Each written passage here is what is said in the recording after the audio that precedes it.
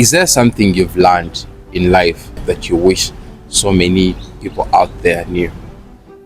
When you have a talent, don't misuse it. Don't take it for granted. Do not allow people around you to dim your light, to tell you that it's not important. It is. Whatever it is, as long as you feel fulfilled when you're doing it, pay attention to that. That's the seed right there that could be, your gold mine. 5 years ago, what would you tell your younger self? I sometimes feel like the younger self is still with me because I really stuck with the things that I loved doing as a child. Yeah. But what lacked was centering God in everything. I thought I knew everything. I thought I could do things on my own. Yeah. So I was vain. I was proud. I was arrogant. I could not understand. I thought I knew life. Yeah. I used to be agnostic. Today I'm at the Uganda's National Theatre meeting Kagai Peter Ngovi, a famous writer, spoken word artist, publisher, one of the very best poets from Africa. You can't talk about poetry or theatre or the creative arts and not mention his name. And he is going to be sharing with us some of the best lessons he has learned in life that you can learn from. So without any further ado, let's get straight into our conversation today. You have been young, you've gone through school, and now you're a big man. So to say. What would you say has been your biggest takeaway from life? That's a big one. I think God above all things. Yeah. Probably it wouldn't even make sense to many people, but that's for me the most important thing I have learned. And the reason why it is that way is that there is a blueprint to which we all exist to fulfill. Yeah. And of course, as human beings, we have our freedom of expression, our free will. Yeah. And we can do always what we want. But if you give yourself to God, and God centers you, there is a lot of meandering and loitering around the world that you will skip. It will be easier for you to achieve your purpose that way. Yeah. Yeah. Wow, that's really amazing. If I may ask, is there something you've learned in life, a truth probably you've learned in life that you wish so many people out there knew? Well, there is nothing new under the sun. I guess I'll call it a realization. Yeah. I think trust in your talent. Trust in your talent. It doesn't matter what talent it is. Yeah. It could be making ladles. Yeah. You could be talented at playing dulu. Yeah. And that's the skill that you have. It could be something very insignificant. Yeah. But in how you believe in yourself is how you can teach the world about paying attention to who you are, to what you do, and that skill set could probably be helpful to someone somewhere. Yeah. Yeah. For me, that's the most important thing. That when you have a talent, don't misuse it. Don't take it for granted. Do not allow people around you to dim your light, to tell you that it's not important. Yeah. It is. It could be anything. You could be good at, whatever it is. As long as you feel fulfilled when you're doing it, pay attention to that. That's the seed right there that could be, your gold mine. Wow. Yeah. Amazing. How would you describe the way you are able to discover your talent, to help somebody out there who probably is trying to understand themselves, one, and also the other way, try to get in line with what they feel they are in life? I think I practiced law for 1 week. and that 1 week I was interning at a law firm. Yeah. I spent every day writing poems in the morning. And then in the afternoon, I'll do some clerkship work, run here, take this file there, go to this magistrate and whatnot. Yeah. And at the end of the week, I realized that writing poetry made me happier. I felt more happy writing poems, and I felt more exhausted doing the legwork for lawyers. Yeah. And so by the end of the week, I decided to stay true to what made me happy, what truly made me happy. And I was imagining myself 20 years from where I was at that point. And I was like, I think I would choose what makes me happy, that beyond what people tell me is a good profession or will bring food at my table. So, to anyone out there, trust in yourself. When you trust in yourself, and you nurture yourself, and you groom yourself, and you learn more about yourself and the things you're interested in, that right there makes you an innovator. Being a poet, you're people who are good at words, you're people who are good at observing, looking at the society the way it is today. What don't you like about society, first of all? Oh, I love everything about my society. Yeah. The good, even the bad. Yeah. And also the ugly. You know, it's because you have to understand, we are society. Yeah.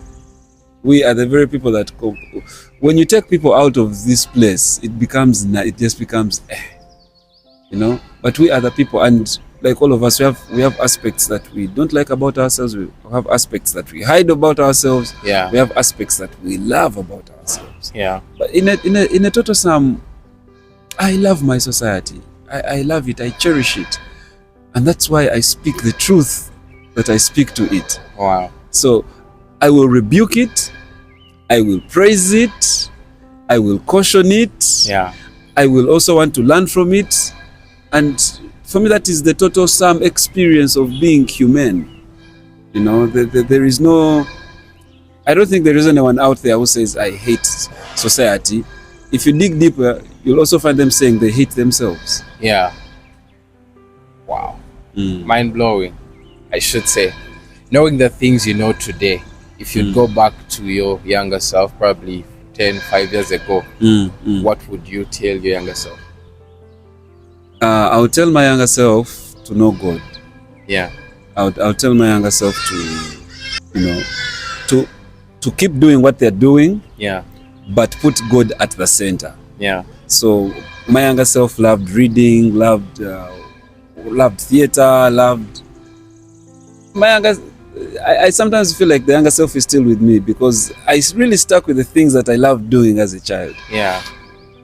But what lacked was centering God in everything. I thought I knew everything. I thought I could do things on my own. Yeah. So I was vain. I was proud. I was arrogant. I could not understand. I thought I knew life. Yeah. But you really don't. I'll tell my younger self, you really don't know life. Put God at the center of it all. And there is a lot of straightening that your footsteps will be ordered in faster, basically. Just by knowing God. Just by knowing God. Wow. Yeah. If I may ask, what has been your best advice you have read or received from somewhere to this day? If I'm to summarize it all, yeah, I think my late uncle, when I was still a lawyer, I went to his home and I told him that I wanted to be a writer.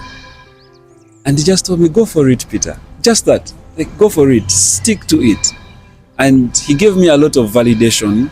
Yeah. Because he had also been a writer, but he used to write academic books, in agriculture. Yeah. And stuff like that. But when I spoke to him and he told me, Peter, go ahead and do what you love. Yeah. Yo, that statement was my adrenaline that I think I've been running on up to today. Wow. So I guess that's the best. I could say it's one of the best pieces of advice I have ever been given. Wow. Yeah. Thank you for that. Worst advice? Worst advice? That there is no God. That there is no God. I think I used to be agnostic. Agnostic are those people who question God. And I think the worst advice I ever received was that there is no God. Yeah. I didn't believe it, but now where I stand, like I said, I just wish I'd known God earlier. Yeah. But then, you see, whether it's good advice or bad advice, or the best or the worst advice, the most important thing is, what do you do with these messages that you receive? Yeah. And you cannot, how can I put it? You cannot choose that only the good advice is what is going to build me. Even the bad advice, builds you, because we are a total sum of the experiences that we go through. So probably I will make some good decisions because of the bad advice that I went through, and sometimes I'll make bad decisions because of the good advice that I was given. So for me, the most important thing is to be kind to yourself. To always remember that we are works in progress, and everywhere we are standing, it's an opportunity to become better. And regardless of what you go through, be kind to yourself. Be kind to yourself. Yeah, that's a good one. You were once agnostic and turned to start believing in God. Oh yes.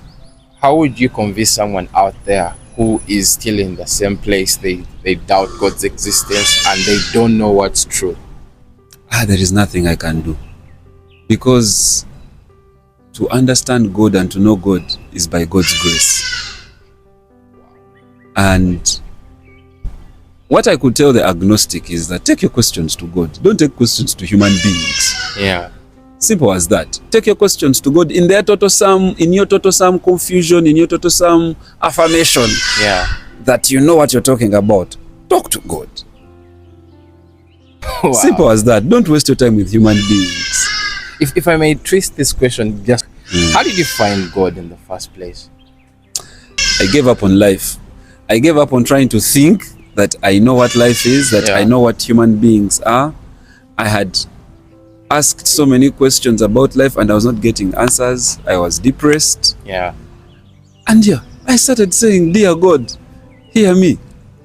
And then I gave myself to God. I gave myself to Christ full time. Wow. And I stopped doing poetry gigs. I actually stopped doing work. And I made understanding God my work. Wow.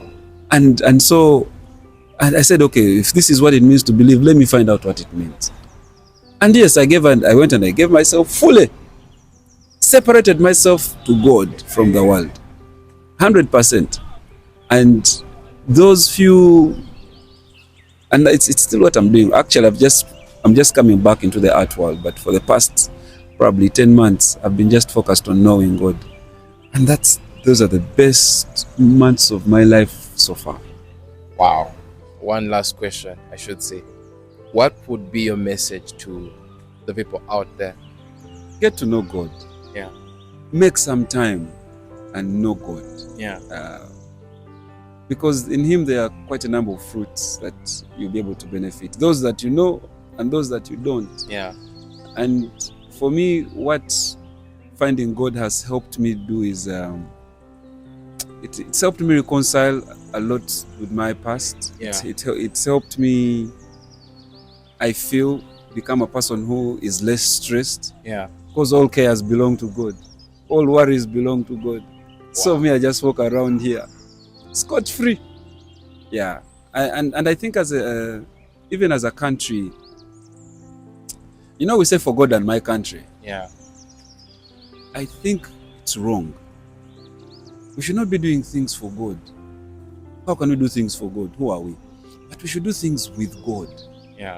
So in all that we are, in what we are doing, in how we are carrying ourselves, in all the plans that we have, they should be with God.